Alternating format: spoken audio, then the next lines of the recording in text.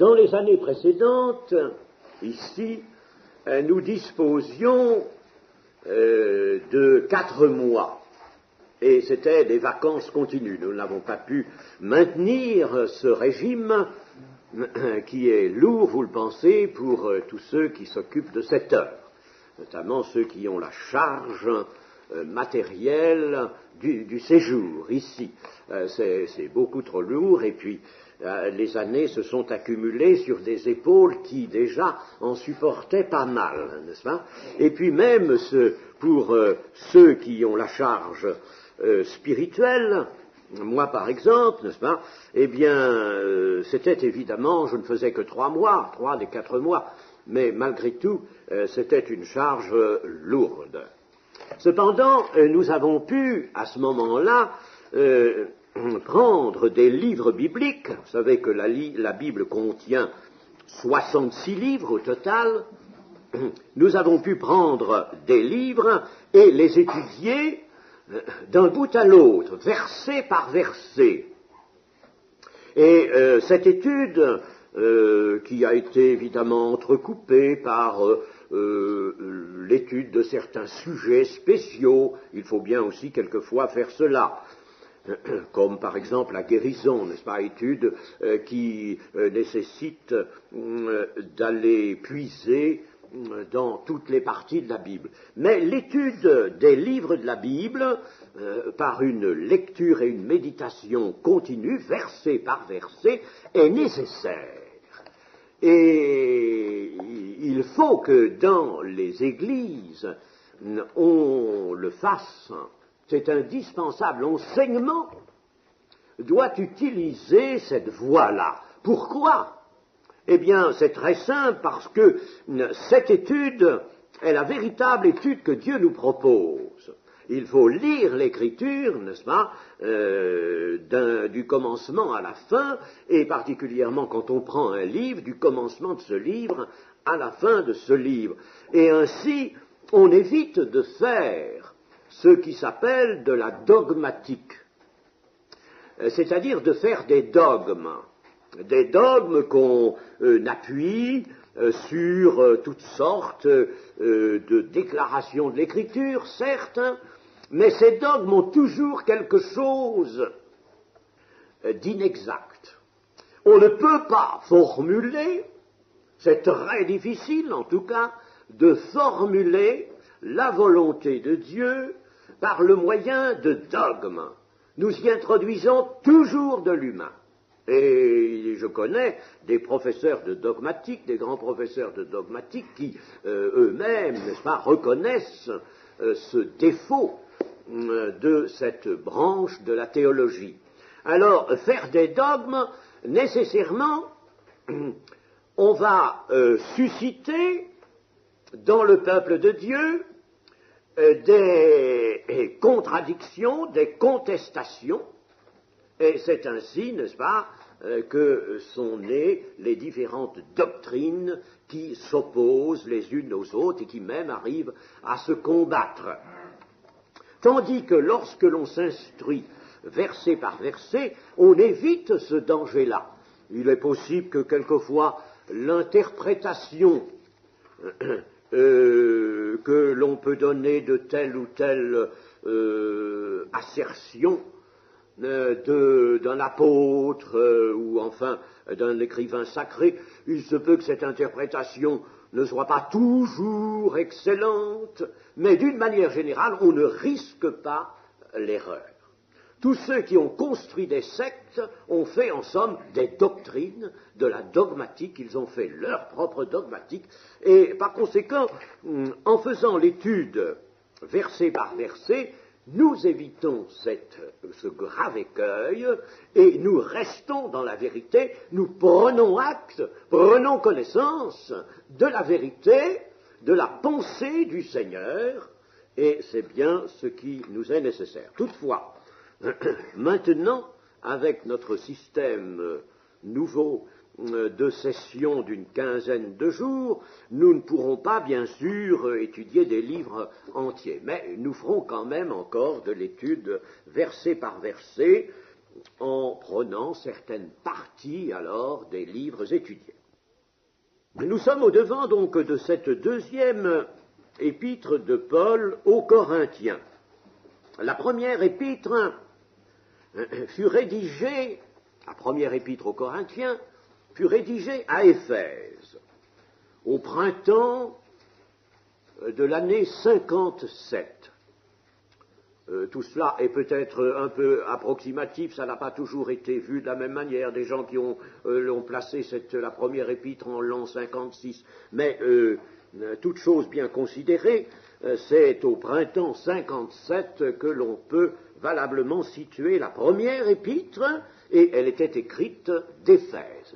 Paul était à Éphèse à ce moment-là. Et la seconde épître le fut à l'automne de l'année suivante, à l'automne 58, soit un an ou un peu plus, un an et demi, entre un an et demi après la première épître. Entre ces deux épîtres adressées à la même église de Corinthe, l'apôtre avait voyagé et il se trouvait là en Macédoine, où il affermissait les jeunes églises. Nous étions en l'an 58, c'est-à-dire environ à 29 ans de la naissance de l'Église, c'est-à-dire de la Pentecôte, puisque la crucifixion du Seigneur Jésus, sa résurrection, et la Pentecôte 50 jours après, se situent en l'année 29. Non pas en l'année 33, parce que le Seigneur n'est pas né au début de notre ère. Notre ère, en somme, a commencé, on pense, 4 années, alors que Jésus avait déjà 4 ans. Et 29, ça fait 58, nous sommes donc à 29 ans du début de l'Église, mais pas loin, par conséquent, du commencement de l'Église. Paul envoya cette seconde lettre par son fidèle disciple Tite et par 2 frères qui ne sont pas nommés. Regardons dans notre épître le chapitre 8 et le verset 16. « Grâce soit rendue à Dieu de ce qu'il a mis dans le cœur de Tite le même empressement pour vous, car il a accueilli notre demande et c'est avec un nouveau zèle et de son plein gré qu'il part pour aller chez vous. » C'est donc Tite qui va aller porter la lettre. Nous envoyons avec lui le frère dont la louange, en ce qui concerne l'Évangile, est répandue dans toutes les églises et qui, de plus, a été choisi par les églises pour être notre compagnon de voyage dans cette œuvre de bienfaisance que nous accomplissons à la gloire du Seigneur même et en témoignage de notre bonne volonté. Ce frère-là n'est pas nommé. Voyez, il n'est pas toujours nécessaire de nommer les personnes. Il y a des personnes qui aiment servir le Seigneur dans l'effacement. Et ce n'est pas le moins bon service, au contraire. L'effacement. Nous devrions toujours, d'ailleurs, être portés à désirer un effacement, comme Jean-Baptiste. Il faut qu'il croisse, lui, qu'il grandisse, et que moi, je diminue. Et puis, nous avons cet exemple aussi de Lévi. Lévi, qui est Matthieu, l'auteur du premier évangile. Lévi a eu l'occasion, au début du ministère du Seigneur, de le recevoir dans sa maison. Et dans son évangile, il en fait bien mention. Mais il dit que Jésus fut invité dans une maison. Il ne dit pas que c'est la sienne. C'est merveilleux, n'est-ce pas? Il se met à l'écart, il se met dans l'ombre. Ça n'importe pas. Ça gênerait même peut-être. Ça gênerait. L'homme gêne toujours, chers amis, quand il se met en avant. L'homme gêne. Il amène sa chair. La chair fait un écran à l'esprit. Il est quelquefois bon. Aujourd'hui, on ne sait plus ces choses. Il faut les réapprendre. Savoir se mettre à l'écart. On sert le Seigneur. On le sert même très bien. On peut accomplir des œuvres même grandes, magnifiques, dans l'effacement où l'on se tient. Une grande partie de l'Église avait été humiliée par la première lettre aux Corinthiens, elle avait été humiliée parce que Paul lui avait adressé par cette lettre de graves reproches. Et notamment, nous pouvons nous y reporter, 1 Corinthiens chapitre 5 et verset 1, un fait scandaleux, absolument scandaleux, il y avait un homme qui vivait avec la femme de son père. C'était une situation incestueuse. 1 Corinthiens 5, 1. On entend dire généralement qu'il y a parmi vous de l'impudicité, et une impudicité telle qu'elle ne se rencontre pas même chez les païens, c'est au point que l'un de vous a la femme de son père, et vous êtes enflés d'orgueil, et vous n'avez pas été plutôt dans l'affliction, afin que celui qui a commis cet acte fût ôté du milieu de vous. Pour moi, absent de corps, mais présent d'esprit, j'ai déjà jugé, comme si j'étais présent, celui qui a commis un tel acte. Au nom du Seigneur Jésus, vous et mon esprit étant assemblés avec la puissance de notre Seigneur Jésus, qu'un tel homme soit livré à Satan pour la destruction de la chair, afin que l'esprit soit sauvé au jour du Seigneur Jésus. Voyez quelle fermeté, n'est-ce pas, devant un scandale de cet ordre. Disons que dans les épîtres, donc l'Église a à peine 30 ans encore d'existence, mais dans ces épîtres, et particulièrement celle-ci, n'est-ce pas, nous voyons apparaître des choses qui sont véritablement mauvaises, n'est-ce pas, des situations alarmantes même. Hein. Eh bien, cependant, Paul va dénoncer ces choses, d'une part, bien sûr, mais Paul ne va pas pour autant abandonner ces églises, ou tout au moins s'abstenir de leur apporter aussi, d'autre part, de puissants encouragements. Alors, cet homme, donc, avait été l'objet de cette apostrophe de l'apôtre adressée aux membres de l'Église qui en avaient été humiliés, et puis cet homme avait été exclu à la suite de la première lettre, et il avait été amené à la repentance, livré à Satan pour la destruction de la chair, n'est-ce pas? Ah, tu veux faire le mal? Eh bien, va avec celui qui est l'auteur du mal. Va avec lui. On te livre à lui. On te chasse de l'Église. Tu n'as plus ta place. Ôtez le méchant du milieu de vous. Tu n'as plus ta place dans l'Église. Voici ton maître. Voici ton père, maintenant, puisque tu agis ainsi. Ton père, c'est le diable. Livré au diable. Mais cet homme avait souffert, s'était repenti. Et dans la deuxième épître, nous voyons que l'apôtre Paul demande sa réintégration. Au chapitre 2, verset 5. Chapitre 2, verset 5. Si quelqu'un a été une cause de tristesse, ce n'est pas moi qui l'a attristé, c'est vous tous.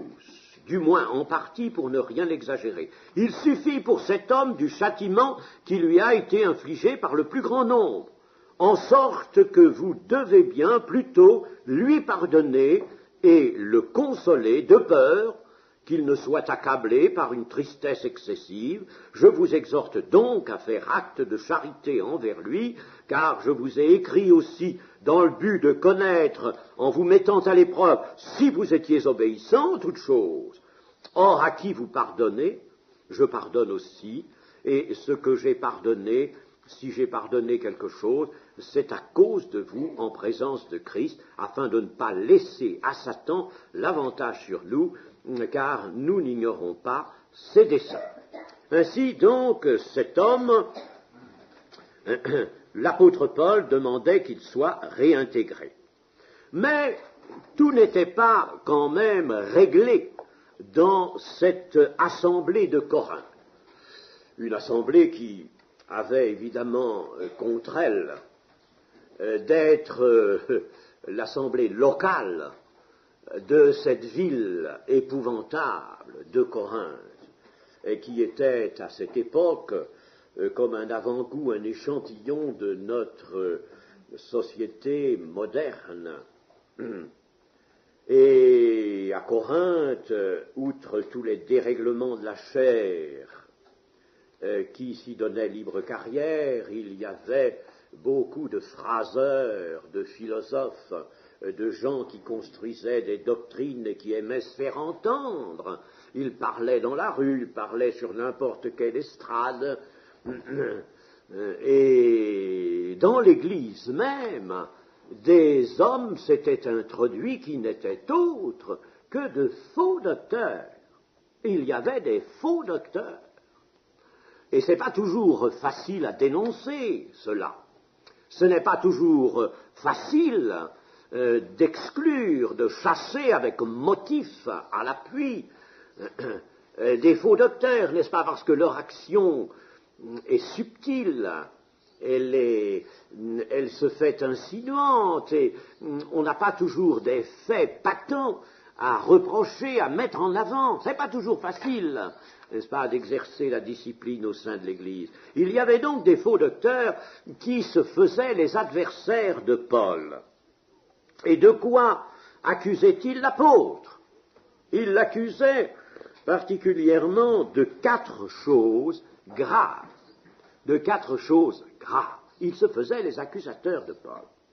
Il l'accusait d'abord de versatilité dans ses résolutions et de contradiction avec lui-même. Voyons au chapitre 1, les versets 17 et 19. Est-ce que, en voulant cela, j'ai donc usé de légèreté, ou bien mes résolutions sont-elles des résolutions selon la chair, de sorte qu'il y ait en moi le oui et le non? Voyez, la versatilité dont on l'accusait. Il y aurait eu en lui le oui et le non. Aussi vrai que Dieu est fidèle, la parole que nous vous avons adressée n'a pas été oui et non. On l'accusait donc de versatilité et de contradiction avec lui-même. On l'accusait secondement de hardiesse en ses lettres. Dans ses lettres, on y trouvait de la hardiesse. Une autorité qui n'avait pas peur de se montrer. Puis, lorsque l'apôtre était présent à Corinthe, on voyait en lui de la faiblesse.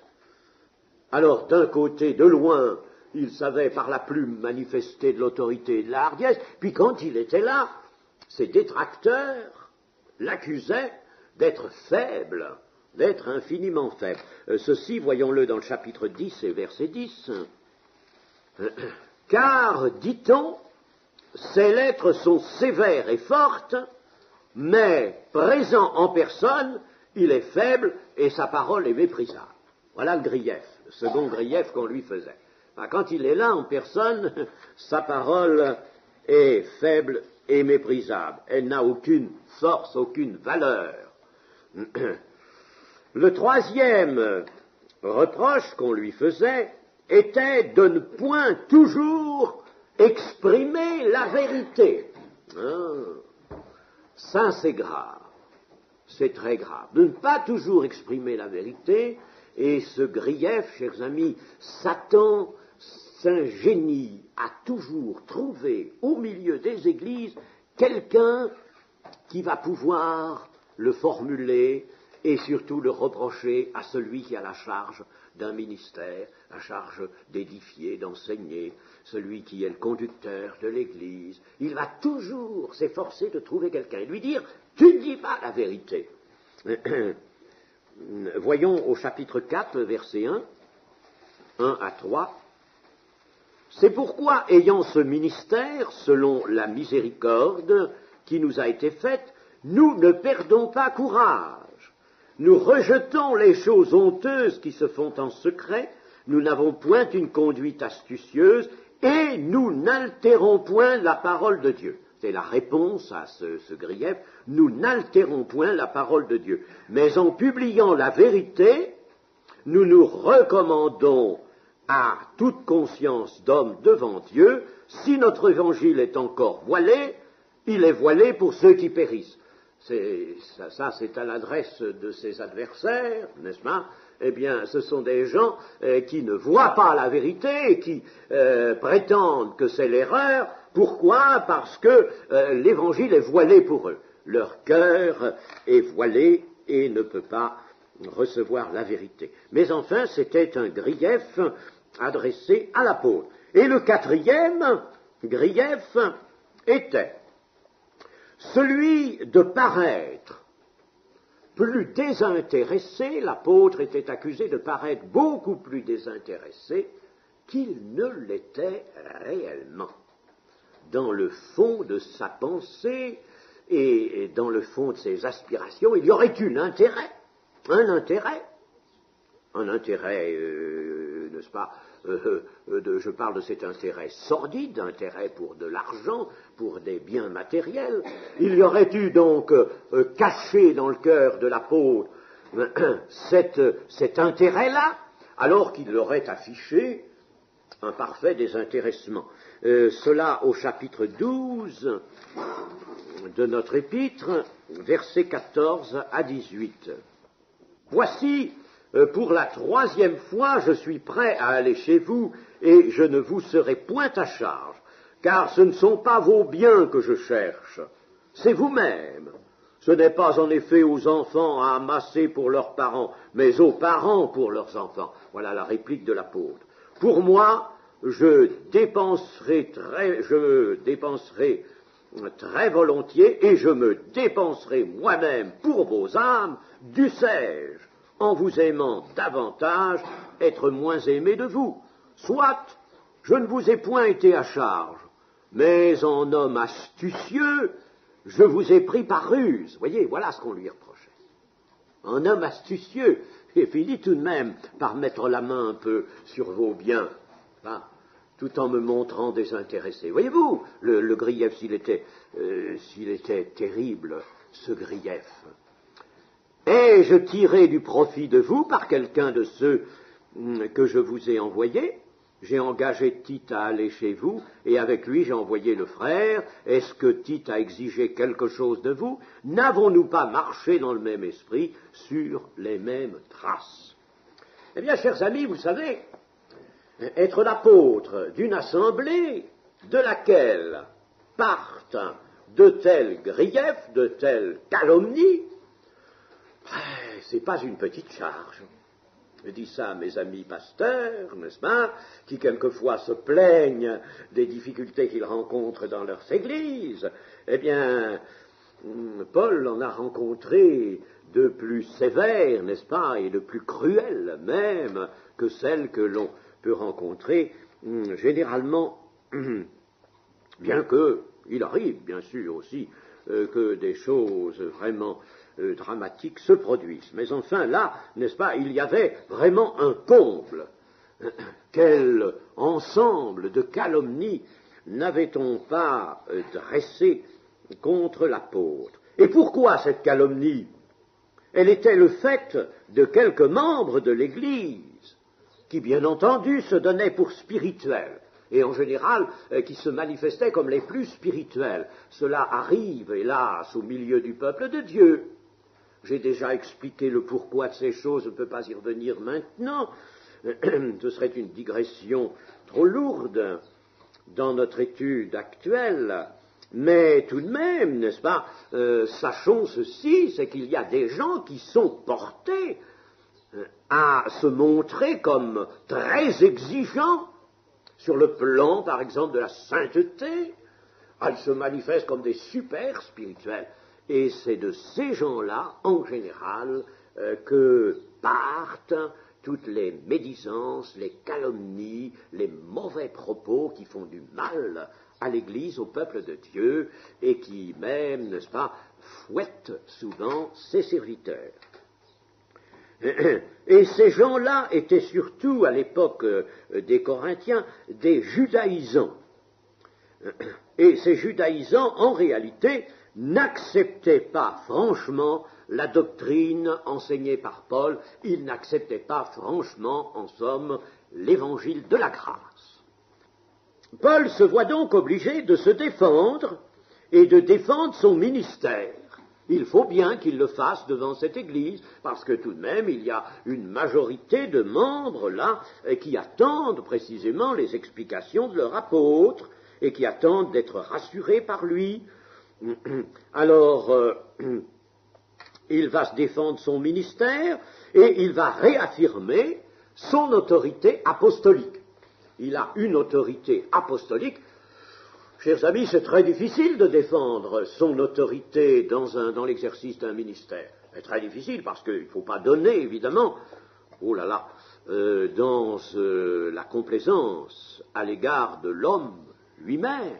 C'est le ministère qu'il faut défendre, c'est l'autorité prêtée par le Seigneur qu'il faut défendre. Et c'est très délicat de le faire. Et l'apôtre Paul y parvient d'une manière évidemment excellente.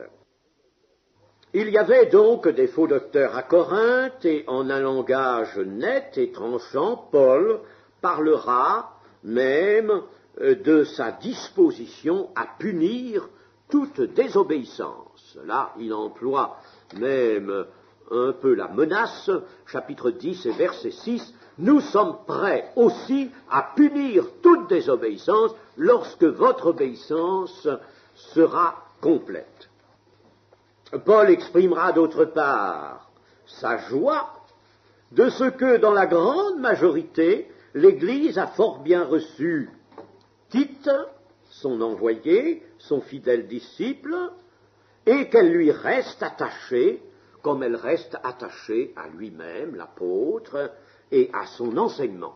La majorité de l'Église était attachée à l'enseignement de l'apôtre Paul.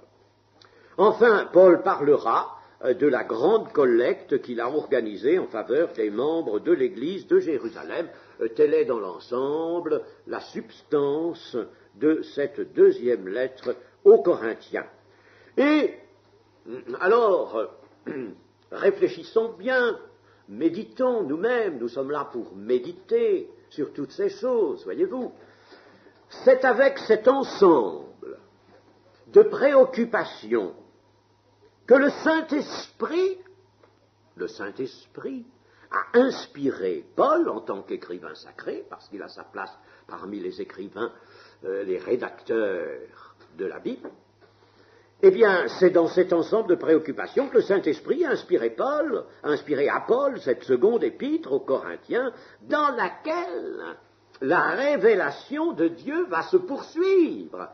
Il va s'agir, n'est-ce pas, de répondre à des calomnies. Il va s'agir de consoler. Il va s'agir de parler de collecte en faveur des chrétiens de Jérusalem.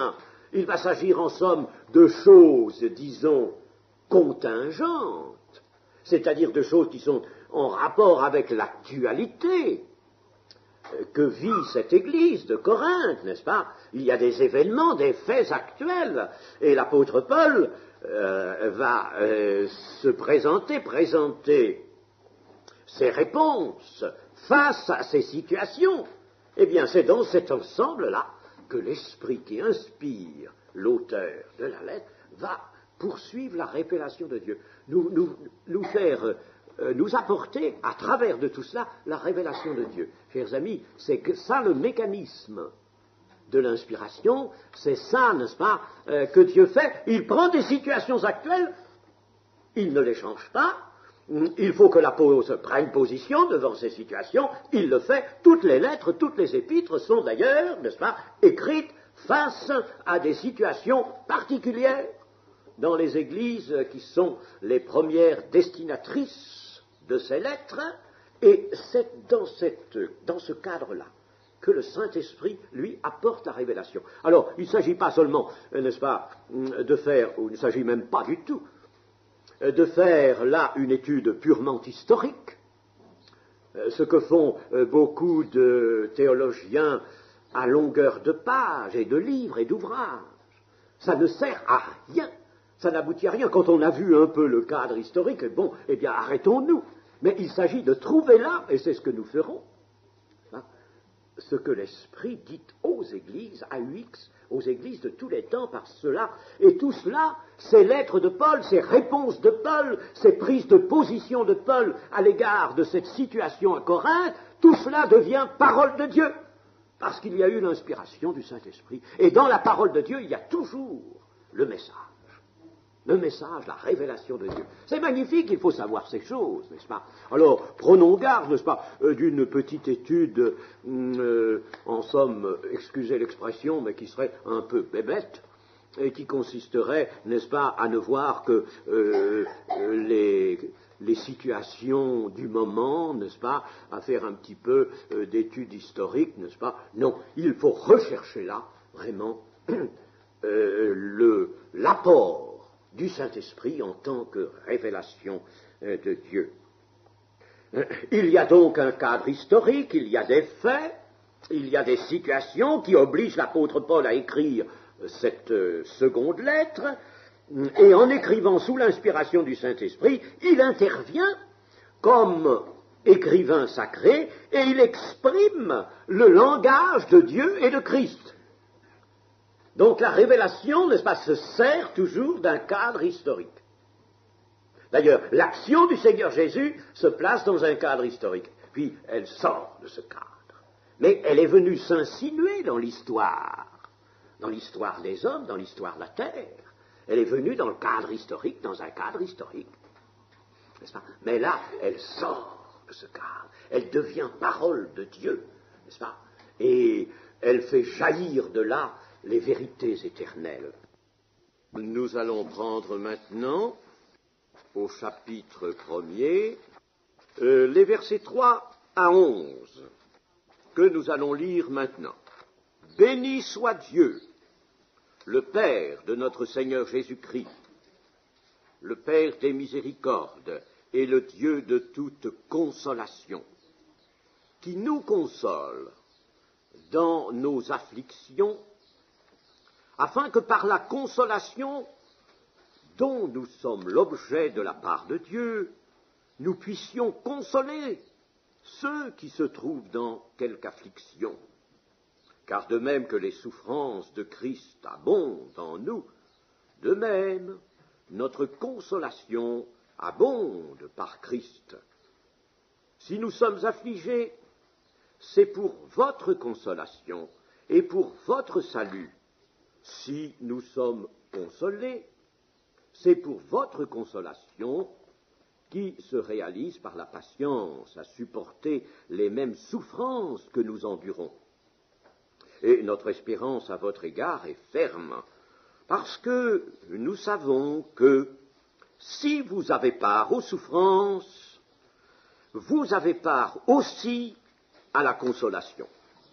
Nous ne voulons pas, en effet, vous laisser ignorer, frères, au sujet de la tribulation qui nous est survenue en Asie, que nous avons été excessivement accablés, au-delà de nos forces, de telle sorte que nous désespérions même de conserver la vie, et nous regardions comme certain notre arrêt de mort, afin de ne pas placer notre confiance en nous-mêmes, mais de la placer en Dieu, qui ressuscite les morts. C'est lui qui nous a délivrés et qui nous délivrera d'une telle mort, lui de qui nous espérons qu'il nous délivrera encore. Vous-même aussi, nous assistons de vos prières, afin que la grâce obtenue par nous, pour nous par plusieurs, soit pour plusieurs une occasion de rendre grâce à notre sujet. Amen. Dans ce passage, nous trouvons une accumulation des termes. Il y a, par exemple, 9 fois le verbe consoler ou le substantif consolation, et en regard de ce terme, il y a ceux que voici, affliction, souffrance, tribulation, mort. Nous retrouvons le verbe consoler et le substantif consolation dans les chapitres 7 et 13 de cette même épître, 5 fois encore, en dehors du passage que nous avons lu, si bien que nous pouvons dire que ce terme et cette idée de consolation apporte une des notes dominantes, une des 2 ou 3 grandes, des notes dominantes de cette épître. Consolation. Qu'est-ce que cela signifie dans la Bible? Il faut, chers amis, bien savoir que les mots, bien sûr, sont à examiner. Il faut savoir ce que signifient les mots que nous découvrons dans l'Écriture. Ce sont souvent des mots du langage courant, mais ils prennent un sens souvent particulier. Ils entrent dans ce que Paul appelle un langage spirituel, pour parler de choses spirituelles. Par conséquent, on peut toujours consulter un dictionnaire, savoir ce qu'un mot signifie, n'est-ce pas? C'est bon quelquefois de le faire. Mais il faut aussi voir son emploi dans les Écritures et voir vraiment le sens qu'il revêt et que l'inspiration lui donne. Voir aussi le service que ce mot va nous rendre dans l'expression, pour l'expression de la vérité, de la révélation de Dieu. Eh bien, entre les hommes, la consolation, c'est ce qui se propose d'adoucir l'affliction et de l'apaiser, de soulager la peine de quelqu'un autant qu'on le puisse, cela par de bonnes paroles ou par une certaine commisération, c'est-à-dire en essayant d'entrer dans le chagrin, la peine, l'affliction de celui qu'on veut consoler, n'est-ce pas? C'est en somme la sympathie que nous manifesterons à quelqu'un dans son chagrin. Mais la consolation biblique a une autre couleur. La consolation biblique, le mot consolation est là, n'est-ce pas? Parce que, comme on nous l'a dit l'autre jour, n'est-ce pas, la révélation de Dieu est descendue, n'est-ce pas, dans les termes, les moyens du langage humain, du langage courant. Il a fallu, n'est-ce pas, que Dieu fasse cela à travers les écrivains sacrés qu'il a inspirés. On s'est donc servi, bien sûr, de mots qui sont connus des lecteurs, mais la consolation biblique, celle de Dieu, n'est pas au même niveau que celle des hommes, bien sûr. Elle est à un autre niveau, un niveau bien supérieur. Elle n'est pas faite de bons mots, seulement invitant surtout l'homme qui souffre à la patience, à la résignation. D'ailleurs, l'idée de résignation n'est pas dans la Bible. N'est pas dans la Bible. C'est dans la tradition, une fausse tradition, une tradition déjà déviée du christianisme que l'on voit apparaître l'idée de résignation. Il n'y a pas de résignation, Dieu ne nous demande pas de résignation, il nous demande de la patience. Pas la même chose. Pas du tout la même chose, la patience, que la résignation. Se résigner, n'est-ce pas, c'est en somme s'abandonner à la puissance du malheur, du mal agissant sur nous, en quelque sorte même presque à une fatalité, n'est-ce pas? Et pas du tout, c'est pas du tout ce que Dieu veut de nous. Il nous veut au contraire en attente de sa grâce, en réaction par la foi, n'est-ce pas? Voyez que c'est tout à fait différent. La consolation biblique, elle est positive et elle est active. Elle est due à une intervention de la bonté divine. Mais quand Dieu intervient, vous savez, ce n'est pas pour mettre un petit peu de baume, n'importe quel baume, sur la plaie, n'est-ce pas? C'est tout dans un tout autre esprit. Dieu est puissant, son amour est lui-même puissant, et il intervient selon sa bonté pour consoler, mais d'une manière positive.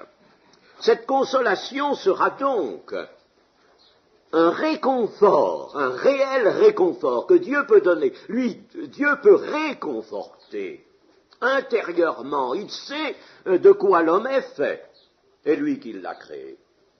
Il sait de quoi nous sommes faits. Il le lit, il sonde nos cœurs et nos reins. Il peut apporter ce réconfort. Et il l'apportera si il voit que la foi, précisément, se tend vers ce réconfort. La foi, n'est-ce pas, c'est son rôle de tendre, de tendre comme les mains, n'est-ce pas, pour prendre, pour saisir. Et Dieu veut cela.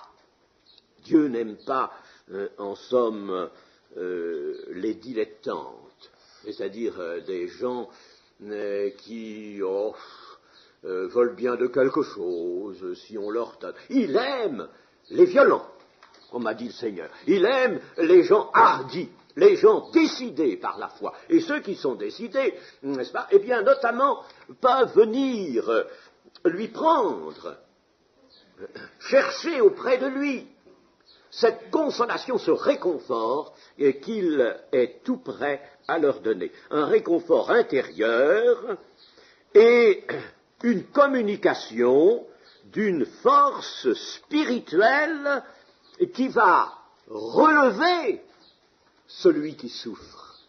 Il va le relever, celui qui souffre. Alors, chers amis, ayons un peu maintenant une pensée pratique.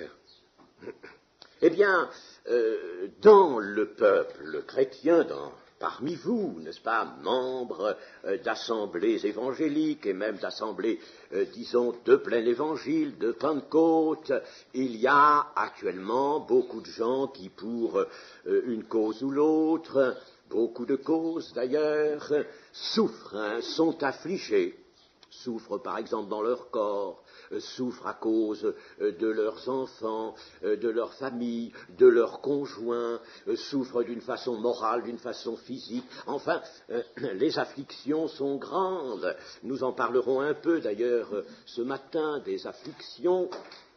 Eh bien, ceux qui sont dans une telle affliction doivent savoir qu'il leur convient d'aller chercher auprès de Dieu un réconfort qui est là disponible. Aller chercher un réconfort par la foi, pas en hésitant, enfin, en manifestant ce que Jacques appelle de l'inconstance. L'homme inconstant n'obtient jamais rien. Inconstant. Enfin, mais au contraire, avec une foi ferme, connaissant la bonté de Dieu. Mais la bonté de Dieu, n'est-ce pas, voulant s'exercer toujours pour nous relever, non pas pour nous laisser aller n'importe où au fil de pensées qui germeraient encore dans le cœur humain, dans la chair, mais au contraire pour nous lever et nous remettre en marche vers le royaume de Dieu, vers le salut. Et Dieu console, c'est-à-dire qu'il relève, il réconforte, parce que véritablement, lui, il compatit. Il compatit à la souffrance. Il compatit, Dieu compatit. Ne perdons pas de vue cela.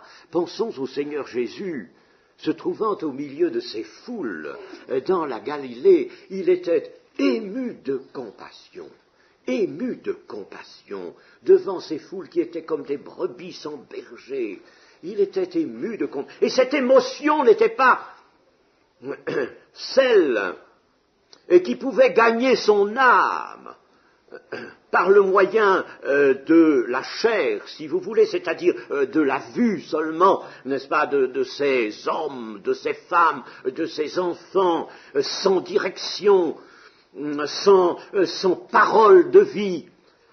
Mais c'était une émotion qui venait de l'esprit, bien sûr, de pure source d'esprit en la personne parfaite de Jésus, de pure source d'esprit, et qui venait dans son âme. Mais son âme, n'est-ce pas, étant, bien sûr, ainsi alimentée par l'esprit. Alors cette compassion qu'avait Jésus, cette émotion qu'avait Jésus en voyant ces foules dans leurs terribles besoins spirituels, eh bien, alors ça, c'était la compassion de Dieu.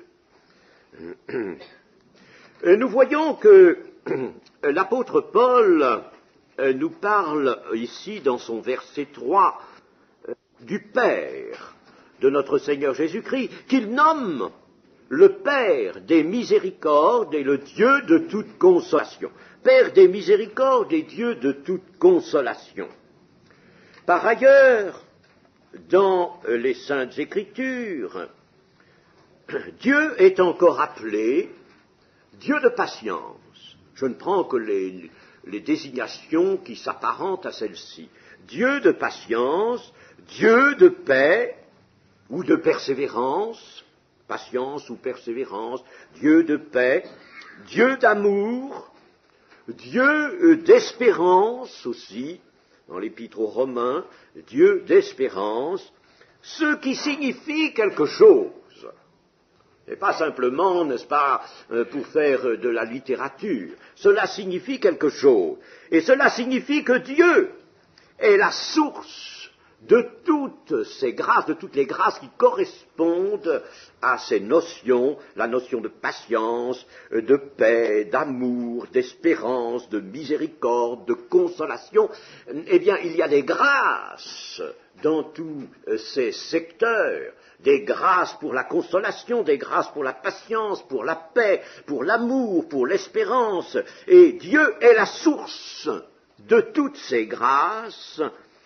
Et ces grâces elles-mêmes correspondent aux perfections divines, aux perfections de Dieu. Chers amis, les grâces que Dieu veut répandre, et elles nous sont signalées par ces mentions, le Dieu de toute miséricorde, le Dieu de patience, le Dieu de paix, le Dieu d'amour, le Dieu d'espérance, eh bien ces grâces, Dieu veut nous les destiner parce qu'elles correspondent à ses propres et magnifiques perfections.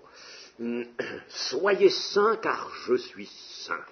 Dieu est saint, c'est la raison impérative pour laquelle il faut que nous soyons saints. Dieu est juste, il faut qu'il trouve en nous, lui qui nous a justifiés en Jésus-Christ, des justes.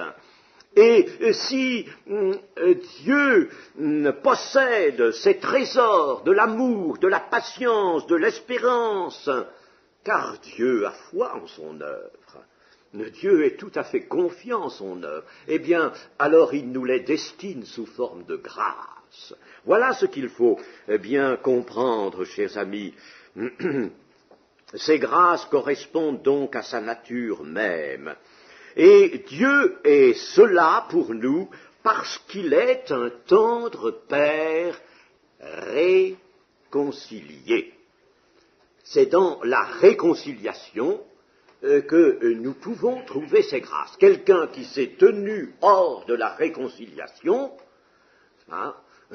alors celui-là ne peut pas toujours compter sur ces grâces. Bien sûr, quelquefois le Seigneur les donnera dans le sens d'un appel pour attirer à lui, pour attirer à son Fils. Mais sachons que dans la vie chrétienne, si nous sommes, nous, vraiment ces disciples, les disciples de Jésus-Christ qui savent qu'ils sont réconciliés avec le Père, alors ces grâces sont là à leur disposition. Le verset 3 commence par une action de grâce qui est rendue à Dieu, béni soit Dieu. Ce qui signifie ceci, n'est-ce pas, nous, en principe, nous ne pouvons pas nous bénir Dieu, c'est Dieu qui peut nous bénir. L'Écriture nous dit elle-même, n'est-ce pas, que c'est le supérieur qui peut bénir l'inférieur, et nous ne pouvons pas, nous, inférieurs, bénir, n'est-ce pas, le grand Dieu des cieux, dans un certain sens. Mais ici, lorsque nous parlons de bénir Dieu, et que nous faisons ce vœu, cette prière, que béni soit Dieu, cela veut dire que Dieu soit célébré ou loué, que Dieu soit célébré. C'est une forme, si vous voulez, déjà, de reconnaissance et d'adoration à l'adresse de Dieu. Et cette action de grâce est destinée à Dieu lui-même, qui est la source première du salut. Et ensuite, nous trouvons cette mention, béni soit Dieu, le Père de notre Seigneur Jésus-Christ. Et cette mention indique autant l'intimité de Dieu et de son Fils que l'entière dépendance du Fils par rapport à Dieu. Hein? Le Père de notre Seigneur Jésus-Christ, intimité de Dieu et de Jésus-Christ. Jésus-Christ est celui qui accomplit le dessein souverain du Père. Jésus est, lui, dans l'accomplissement. Le Saint-Esprit, lui, est dans la communication.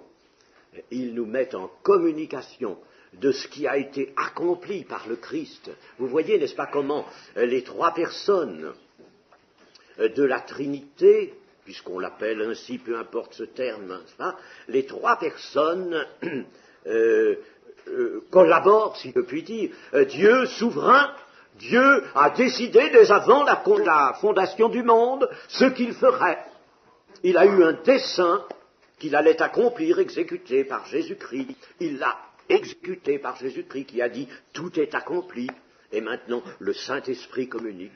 Mais là, l'apôtre, ce n'est pas pour rien, ce n'est pas une forme de style, rappelle que Dieu est le Père de notre Seigneur Jésus-Christ.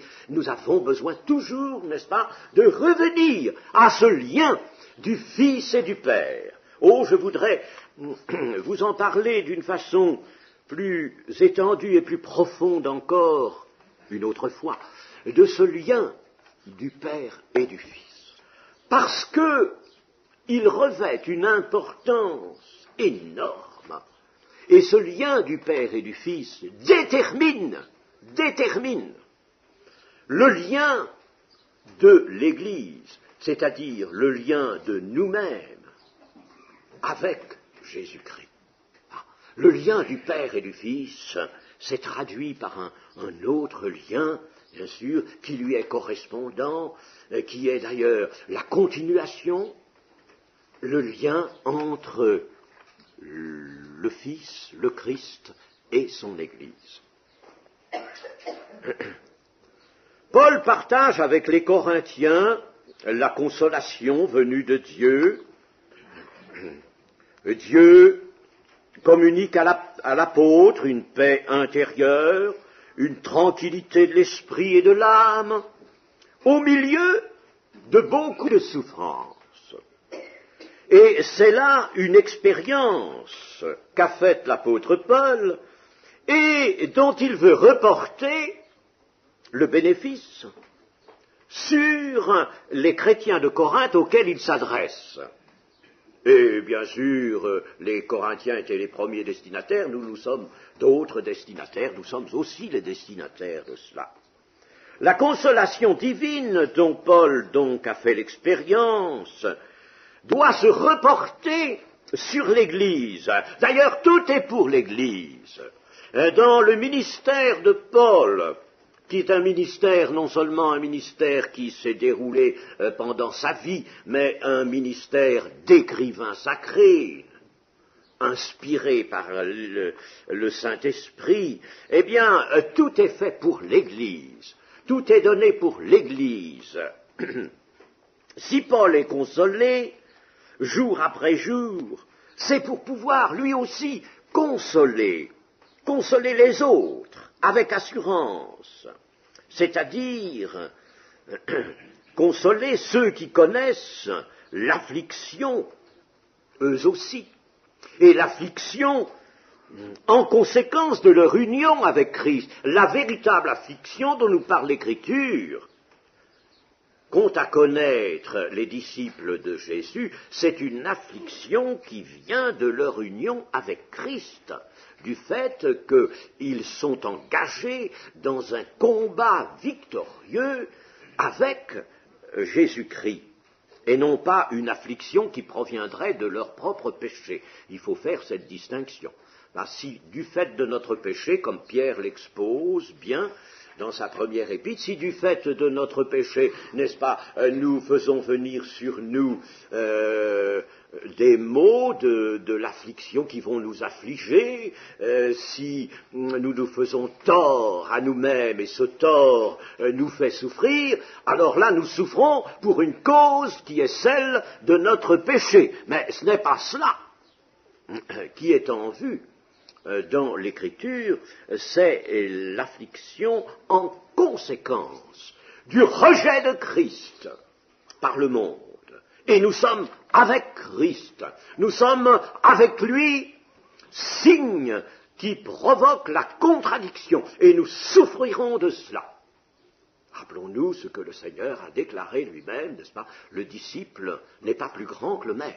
Ce qu'ils ont fait au maître, ils le feront aux disciples. Et alors nous pouvons dire que les expériences que fait Paul sont au bénéfice de l'Église, de même, en élargissant cela, nous pouvons dire que les expériences que fait un chrétien ne sont pas et ne doivent pas être pour son seul avantage, mais aussi pour le profit des autres. Pour un pasteur, un conducteur d'église, cela est absolument certain, n'est-ce pas? Il doit avoir, comme Paul l'avait dans son cœur, cette assurance que ce qu'il reçoit du Seigneur, le bien qui lui est fait par la grâce toujours agissante de son Dieu, eh bien, cela, il le reporte pour l'Église. Il faut que ce soit à l'avantage de l'Église, au profit de l'Église. Il va même apprendre à l'Église, comme c'est le cas ici, à aller directement à la source, à recevoir de la source.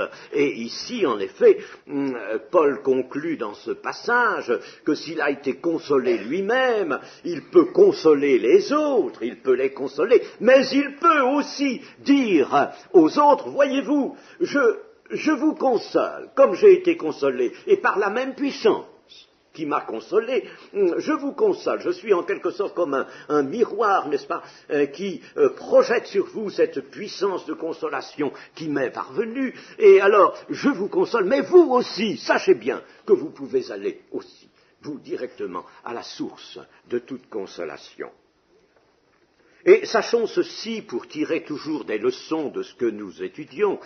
Nous étudions et nous méditons non pas pour faire de la théologie, mais nous méditons pour notre propre édification. Tout doit être fait pour l'édification de l'Église. La théologie, souvent, se fait un jeu littéraire ou autre, un jeu d'esprit, mais quelquefois d'esprit humain seulement. Mais nous, n'est-ce pas, nous ne faisons pas un jeu de notre méditation, mais au contraire, une source d'édification. Tout doit être fait pour l'édification de l'Église. Et apprenons donc ceci, c'est que nous, qui avons des liens et des rapports les uns avec les autres, et nous sommes souvent mis en présence de la souffrance de nos frères et de nos sœurs. Et si nous voulons les consoler, nous sommes portés à cela. C'est souvent un mouvement de l'âme humaine de vouloir consoler son frère ou sa sœur, mais il faut que ce soit aussi un mouvement de l'esprit. Eh bien, on ne peut pas consoler On ne peut pas affermir les autres si l'on n'est pas soi-même consolé. Si l'on n'a pas su soi-même goûter à la consolation, puiser aux consolations divines, et si l'on n'est pas soi-même affermi par la grâce de Dieu. Ce que je prétends donner aux autres et ce que je veux donner aux autres, je suis porté à donner aux autres, il faut que je l'ai reçu, moi. N'est-ce pas? C'est ça un grand principe. Alors, chers amis, un chrétien qui voudrait en consoler un autre et qui n'aurait pas, lui, su s'attendre aux consolations de Dieu, les demander à ce réconfort, qu'est-ce qu'il va faire? Eh bien, il va consoler par les moyens, les pauvres moyens de la chair, de l'âme humaine. Et alors, il va apporter de piètres consolations, des consolations verbeuses. J'ai quelquefois vu cela, chers amis, on ne devrait peut-être pas le dire. Mais enfin, si je le dis, c'est pour que nous comprenions bien la chose. Il m'est arrivé dans l'Église de voir des personnes prétendre en consoler d'autres. Et leur consolation était misérable. Et leur consolation faisait quelquefois plus de mal que de bien, parce qu'elles étaient uniquement humaines. Elles procédaient d'une bonne intention, peut-être, une intention humaine. Mais l'Écriture nous fait toujours sortir de cela, dépasser le stade humain. Nous ne faisons pas ce que font les païens, nous faisons ce que nous devons pouvoir faire en tant qu'enfants de Dieu. Et alors, pour consoler, pour affermir, pour édifier les autres, soyons-le nous-mêmes, ayons fait nous-mêmes des expériences avec le Seigneur. Nous serons riches de ces expériences et le Saint-Esprit pourra alors se servir de nous. Je voudrais un peu, avant de terminer, vous parler des souffrances de Christ. J'ai dit tout à l'heure qu'il ne s'agissait pas d'envisager, n'est-ce pas, tellement les souffrances personnelles qui nous viendraient peut-être d'une bonne part, pour une bonne part, du péché. Ce ne sont pas les souffrances du péché. Les souffrances du péché, ce sont des souffrances que nous nous sommes attirés sur nous-mêmes. Nous avons failli. Nous n'avons pas marché selon les principes de l'Évangile. Nous sommes sortis du mode de vie nouveau et nous sommes revenus à un ancien mode de vie.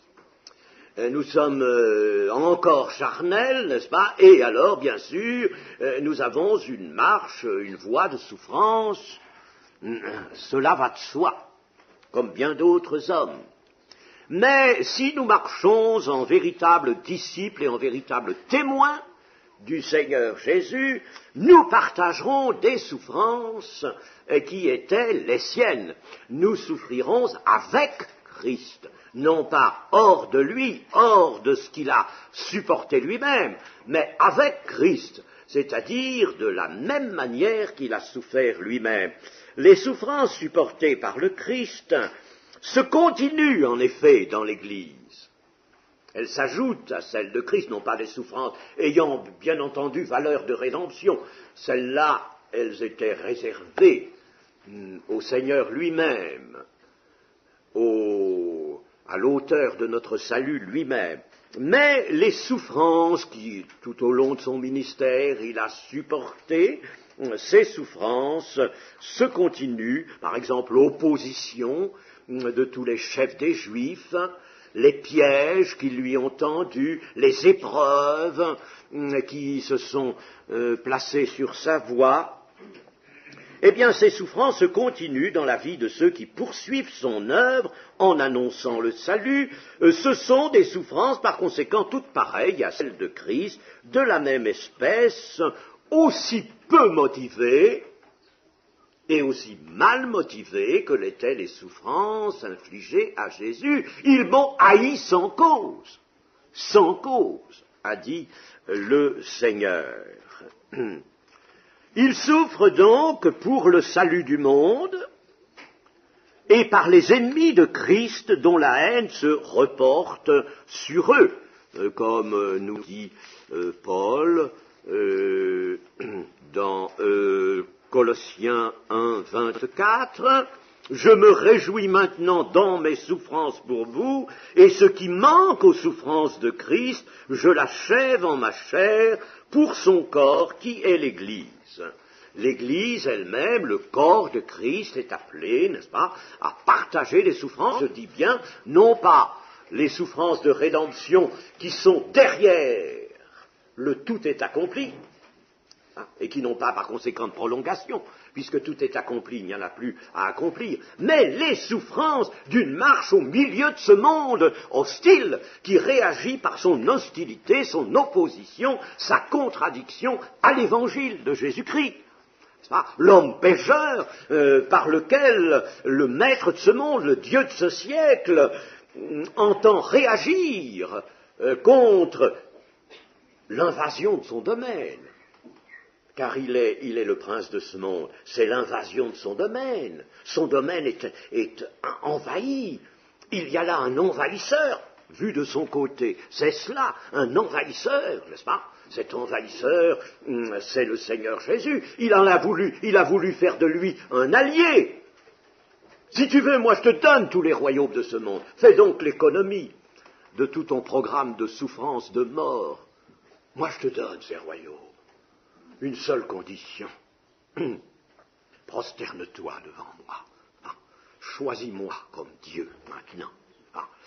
Eh bien, voilà, n'est-ce pas, pourquoi le prince de ce monde, Satan, père du mensonge, va se servir de la masse humaine qu'on appelle le monde, les hommes sans Dieu, pour réagir, pour lutter contre l'Évangile. Et nous avons déjà eu l'occasion de montrer que depuis que l'Évangile nous a été donné, c'est-à-dire depuis que le Seigneur Jésus est venu sur cette terre, qu'il a exercé ce glorieux ministère qui s'est terminé par sa crucifixion, sa résurrection et son ascension, mais bien depuis ce moment-là, le diable est en particulière alerte. Le diable est en alerte. Et immédiatement, il a fait venir dans l'Église ce qu'il n'avait pas fait du temps d'Israël, des antichrists. Et Jean nous dit, il y a déjà au milieu de nous des antichrists. Alors, cela montre quel soin particulier le maître de ce monde entend prendre à cette résistance, à cette lutte contre l'Évangile, contre la puissance de l'Évangile, contre Jésus-Christ, mais contre son corps, maintenant, l'Église. Et alors, bien entendu, il utilise le monde, la masse des hommes sans Dieu, ceux qui exécutent ses desseins, ceux qui reçoivent son inspiration mensongère, car le monde est pétri de ce mensonge.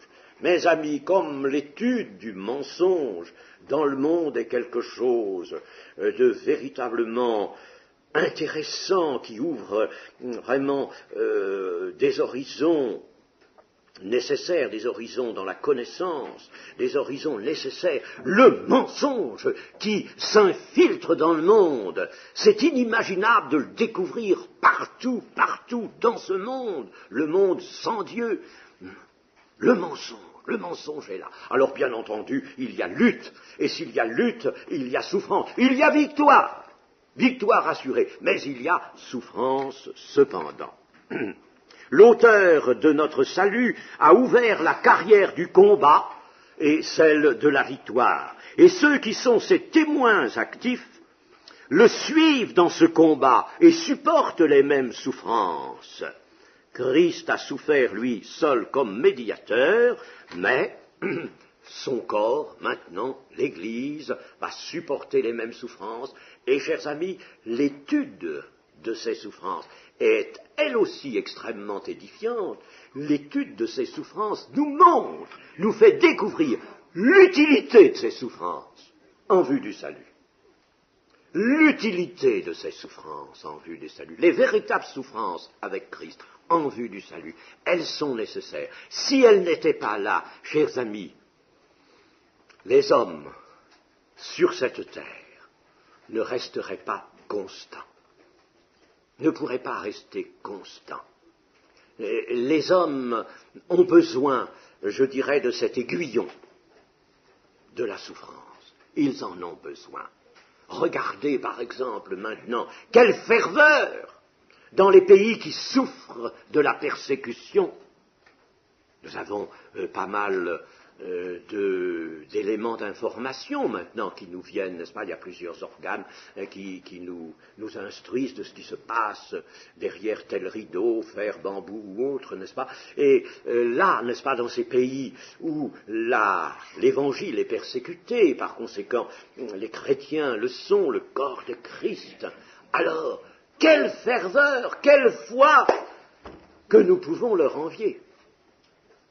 Et chers amis, c'est un sujet de réflexion. Pourquoi nous, ici, dans la paix, nous avons encore la paix, nous avons la liberté, nous sommes réunis ici, il n'y a pas de police à nos portes, il n'y a personne qui nous écoute, n'est-ce pas? Gloire à Dieu, merci Seigneur. Mais est-ce que nous savons vraiment, non seulement en être reconnaissants à Dieu, en remercier Dieu, mais tirer avantage de cela pour apporter à Dieu, Seigneur, dans cet état de paix que tu nous donnes, qui est véritablement quelque chose que nous savourons, eh bien, Seigneur, nous voulons te manifester notre amour, notre ferveur, tout autant que si nous étions stimulés par une vive souffrance, que le Seigneur le permette. Amen. Amen.